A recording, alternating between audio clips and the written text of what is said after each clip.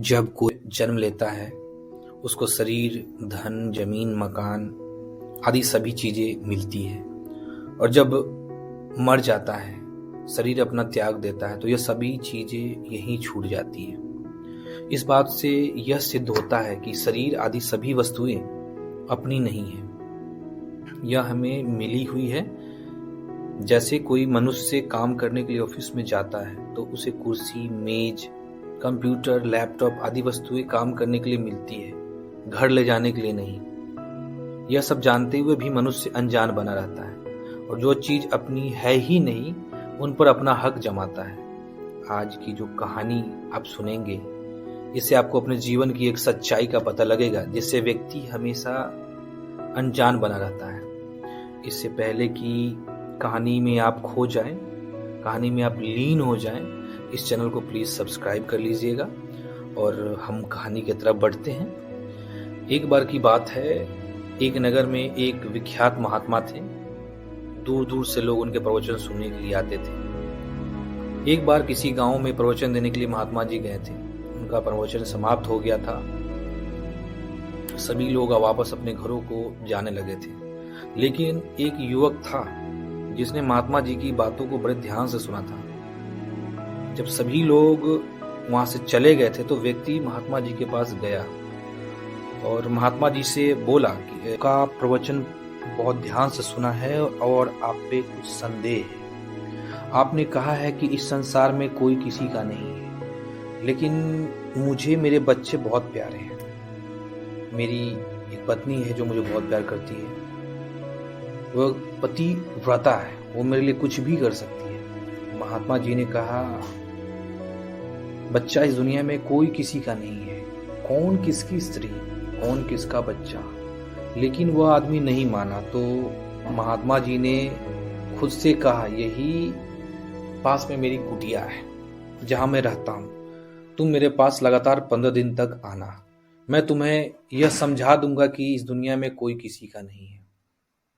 यह व्यक्ति महात्मा जी के पास रोज जाने लगा, 15 दिनों तक जाने लगा। महात्मा जी ने उसे जो इस 15 दिनों में सिखाया, सांस बंद करने की प्रक्रिया सिखाई। तो कि हम सांस बंद कर सकते हैं, जैसे लगे कि हम, या मतलब कि जो मतलब कि मर चुका है, शरीर छोड़ चुका है, वैसा विधि महात्मा जी ने सिखाया। जब 15 दिन हो गए तो महात्मा जी ने बोला कि ठीक है, आज तुम्हारे 15 दिन हो गए हैं, आज तुम जाओ घर पे और जो मैंने तुम्हें विधि सिखाई है वो विधि का वहां पे प्रयोग करो। वहां जाकर के अपने आप को ना ऐसा करना कि तुम मृत हो गए हो। ठीक उसी प्रकार महात्मा जी से बात करने के बाद व्यक्ति अपने घर की ओर चला गया। घर जाने के बाद वो गया घर में और कोई छोटी सी चीज से टकरा करके वो बस वहीं पे गिर गया, अकड़ गया पूरा।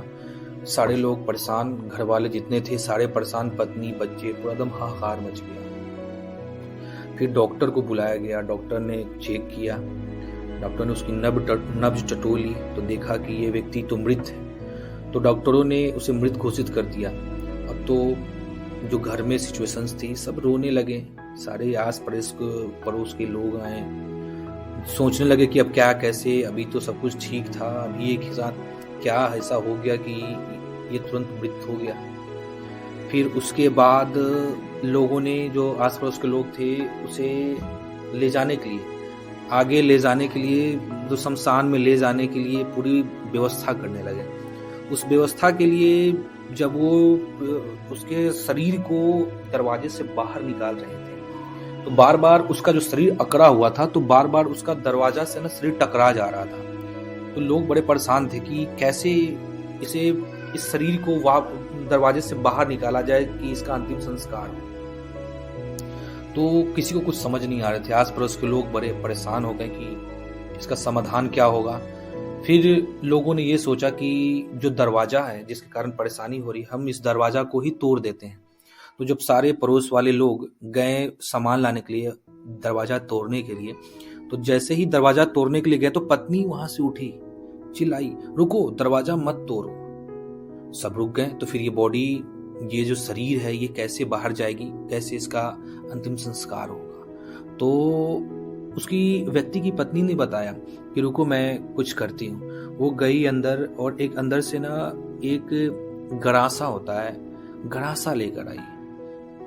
बोली कि इससे ना तुम ना इसके जो बाह है, जो हाथ है, इसके दोनों हाथ काट दो, जिसके कारण ये इस दरवाजे से बाहर नहीं जा रहा है। लोग बड़े आश्चर्य, सभी लोग आश्चर्य, इवन बच्चे भी देख के आश्चर्य थे।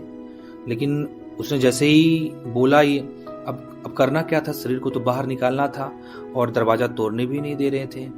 तो लोगों ने जैसे ही काटने के लिए गरासा उठाया और कोशिश मतलब कि स्टार्ट करने ही वाले थे कि वो व्यक्ति पूरा एकदम अपने शरीर को पूरा एकदम टाइट करके हटा कि उसका हम दौड़ते हुए मतलब वहां से अपने आप को निकाला और दौड़ते हुए उसी महात्मा के पास गया कि महात्मा जी आपने जो बोला था एकदम सही बोला था, पृथ्वी पे कोई किसी का नहीं है, कोई